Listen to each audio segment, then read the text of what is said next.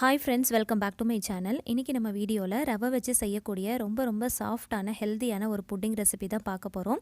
Kids எல்லாருமே ரொம்பவே like பண்ணி என்ஜாய் பண்ணி சாப்பிடுவாங்க. வீட்டில் இருக்கிற 3 பொருளை யூஸ் பண்ணி தான் நம்ம இந்த புட்டிங் ரெசிபியை செய்ய போகிறோம். ரொம்ப சாஃப்டாக நல்ல அருமையாக இருக்கும். இந்த ரெசிபி எப்படி செய்யலாங்கிறத பார்க்குறதுக்கு முன்னாடி நம்முடைய சேனலை இன்னும் நீங்கள் சப்ஸ்கிரைப் பண்ணலைன்னா மறக்காமல் சப்ஸ்கிரைப் பண்ணிக்கோங்க. அண்ட் பக்கத்தில் தெரிகிற பெல் ஐக்கனை கிளிக் பண்ணி அதில் ஆல் அப்படின்ற நோட்டிஃபிகேஷனும் கிளிக் பண்ணி வச்சுக்கோங்க. அப்போ தான் நான் வீடியோஸ் போடும்போது உங்களுக்கு உடனுக்குடனே நோட்டிஃபிகேஷன் கிடைக்கும். நீங்களும் மிஸ் பண்ணாமல் பார்க்கலாம். ரொம்ப சாஃப்டான இந்த அருமையான புட்டிங் ரெசிபியை எப்படி செய்யலாங்கிறத பார்க்கலாம். ரொம்ப ஹெல்தியான புட்டிங் ரெசிபியும் கூட. இப்போ வாங்க எப்படி செய்யலான்றதை பார்க்கலாம்.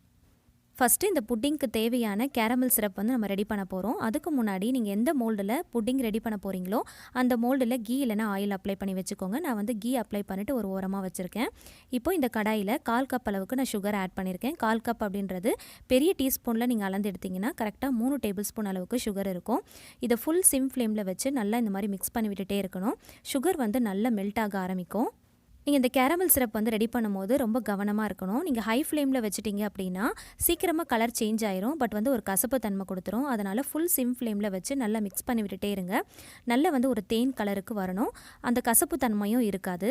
இந்த புட்டிங்க்கு இந்த கேரமல் சிரப் தான் வந்து நல்ல டேஸ்ட் கொடுக்கும். ஸோ ரொம்பவே இம்பார்ட்டன்ட். அதனால் ஃபுல் சிம் ஃப்ளேமில் வச்சு இந்த அளவுக்கு கலர் சேஞ்ச் ஆகிற அளவுக்கு மிக்ஸ் பண்ணிவிட்டு நம்ம ரெடி பண்ணி வச்சுருக்கிற மோல்டில் டக்குன்னு நம்ம ஊற்றிடணும். அப்படி இல்லைனா சீக்கிரமாக கெட்டிப்பட்டுரும். இப்போ இதை ஊற்றுனதுக்கப்புறமா லைட்டாக இந்த மாதிரி ஸ்ப்ரெட் பண்ணி விட்டுட்டு ஒரு ஓரமாக வச்சிடலாம். இது நல்லா கெட்டியாகணும். இப்போ ஒரு பாத்திரத்தில் நல்ல திக்கான தண்ணி சேர்க்காத நல்ல கெட்டியான பாலை ஆட் பண்ணிக்கோங்க. கரெக்டாக 1/2 கப் அளவுக்கு நான் எடுத்திருக்கேன். 1 டீஸ்பூன் அளவுக்கு கூடவே நெய் ஆட் பண்ணிக்கோங்க. நெய்யுடைய வாசனை உங்களுக்கு பிடிக்கும், அந்த டேஸ்ட் பிடிக்கும்னா நீங்கள் ஆட் பண்ணிக்கலாம். அப்படி இல்லைனா ஸ்கிப் பண்ணிக்கோங்க. நெய் ஆட் பண்ணிவிட்டு இந்த புட்டிங் செய்கிறப்போ டேஸ்ட் ரொம்பவே சூப்பராக இருக்கும். நல்லா வந்து மிக்ஸ் பண்ணி விட்டுக்கலாம். இது கூட ஒரு பிஞ்ச் அளவுக்கு உப்பு சேர்த்துக்கலாம். இப்போ இது கூட 1/4 கப் அளவுக்கு சுகர் ஆட் பண்ணிக்கோங்க. நீங்கள் சுகர் அதிகமாக சாப்பிடுவீங்க அப்படின்னா நீங்கள் 1/2 கப் அளவு கூட சேர்த்துக்கலாம். நான் சேர்த்துருக்கிற இந்த 1/4 கப் அளவுக்கு சுகரே கரெக்டாக இருக்கும். இப்போ பால் வந்து நல்லா கொதிச்சு வரணும். கொதிச்சு வர்ற இந்த டைமில் சிம் ஃப்ளேமில் வச்சுட்டு 1/4 கப் அளவுக்கு ரவை சேர்த்துக்கலாம். ரவையை வந்து நீங்கள் ஒரு பக்கம் போட்டுகிட்டே இருக்கணும். ஒரு பக்கம் வந்து கைவிடாமல் நீங்கள் கிளறிட்டே இருக்கணும். கெட்டிப்படாமல் நல்லா கிளறிட்டே இருக்கணும். வறுத்த ரவை, வறுக்காத ரவை எது வேணுனாலும் நீங்கள் ஆட் பண்ணிக்கலாம். எதில் செஞ்சாலும் புட்டிங் ரொம்ப நல்லாயிருக்கும். ரவையை மொத்தமாக அப்படியே சேர்த்துறாமல் கொஞ்சமாக சேர்த்து நீங்கள் கிளறினா தான் கெட்டிப்படாமல் இருக்கும். இந்த அளவுக்கு திக்கான கன்சிஸ்டன்சி வந்தால் போதும். ரொம்ப கெட்டியாகக்கூடாது. ஓரளவுக்கு வந்ததுக்கப்புறமா ஒரு ஓரமாக வச்சிடலாம். இப்போ ஒரு பாத்திரத்தில் 2 முட்டையை சேர்த்துருக்கேன்.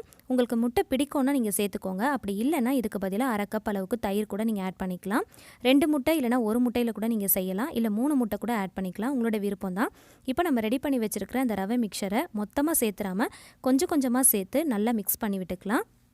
இந்த முட்டையோடு சேர்த்து இந்த ரவையை வந்து நல்லா மிக்ஸ் பண்ணணும். நல்லா ஃப்ளஃபியாக வரணும். இப்போ இது ரெடியானதுக்கப்புறமா நம்ம ஆல்ரெடி ரெடி பண்ணி வச்சுருக்கிற கேரமல் சிரப்பில் இந்த ரவையை வந்து ஊற்றிடலாம். ஊற்றிட்டு லைட்டாக வந்து டேப் பண்ணி விட்டுக்கோங்க. இப்போ நம்ம இட்லி பாத்திரத்தில் வச்சு வேக வைக்க போகிறோம். நம்ம எப்போவுமே இட்லி வேக வைக்கிற மாதிரியே தான். இப்போ இந்த மோல்டை உள்ளே வச்சுட்டு அதுக்கு மேலே ஒரு மூடி போட்டுடலாம். அப்போ தான் வந்து தண்ணி உள்ளே போகாமல் இருக்கும். மூடி போட மறந்துடாதீங்க. இப்போது இந்த இட்லி பாத்திரத்தை மூடிட்டு 20 மினிட்ஸ்க்கு லோ ஃப்ளேமில் வச்சு நம்ம நல்லா வேக வச்சிடலாம். இப்போ 20 மினிட்ஸ் ஆகிடுச்சு. நம்ம ஓப்பன் பண்ணி பார்க்கலாம். நல்லா வெந்து வந்திருக்கும். இந்த மூடி போட்டிங்கன்னா தான் உள்ளே தண்ணி போகாமல் இருக்கும். ஒரு நைஃப் இல்லைனா டூத் ஸ்டிக் வச்சு நீங்கள் இந்த மாதிரி குத்தி செக் பண்ணி பாருங்கள். ஒட்டாமல் வந்துச்சு அப்படின்னா நம்மளோட புட்டிங் வந்து ரெடி ஆயிடுச்சுன்னு அர்த்தம். அப்படி வேகலைன்னா இன்னும் ஒரு 5 நிமிஷத்துக்கு கூட நீங்கள் வேக வச்சு எடுத்துடலாம். இது நல்லா ஆறுனதுக்கு அப்புறமா தான் ஒரு பிளேட்டுக்கு நம்ம மாற்றணும். பிளேட்டுக்கு மாற்றுறதுக்கு முன்னாடி இந்த மாதிரி சைட் ஃபுல்லாக வந்து ஒரு நைஃப் வச்சு லூஸ் பண்ணிவிட்டு பிளேட்டில் திருப்பிட்டு இந்த மாதிரி லைட்டாக டேப் பண்ணி விட்டிங்கன்னா ரொம்பவே சூப்பராக ஈஸியாக வெளியில் வந்துடும். எவ்வளோ சூப்பராக வந்திருக்கு பாருங்கள். சூடாக இருக்கும் போது நீங்கள் பிளேட்டுக்கு மாற்றினீங்க அப்படின்னா கண்டிப்பாக உடஞ்சி போயிடும். அதனால் நல்லா ஆறுனதுக்கப்புறமா நீங்கள் பிளேட்டுக்கு மாற்றிக்கோங்க. இப்போ நைஃப் வச்சு கட் பண்ணும் போதே தெரியும் எந்த அளவுக்கு சாஃப்டாக இருக்குன்னு. ரொம்ப சாஃப்டாக வந்திருக்கு. இப்போ இதுக்கு மேலே லைட்டாக டெக்கரேட்டிவாக இருக்கணும் அப்படிங்கிறதுக்காண்டி நான் வந்து டெசிகேட்டட் கோகோனட்டை ஸ்ப்ரிங்கிள் பண்ணுறேன். உங்களுக்கு விருப்பப்பட்டிங்கன்னா நீங்கள் பண்ணிக்கலாம். அப்படி இல்லைனா ஸ்கிப் பண்ணிக்கலாம். இந்த மாதிரி பண்ணுறப்போ ரொம்ப பார்க்குறதுக்கு அழகாக இருக்கும், டேஸ்ட்டாகவும் இருக்கும். இதுக்கு பதிலாக நீங்கள் நட்ஸ் வச்சு கூட நீங்கள் டெக்கரேட் பண்ணிக்கலாம். உங்களோட விருப்பம் தான்.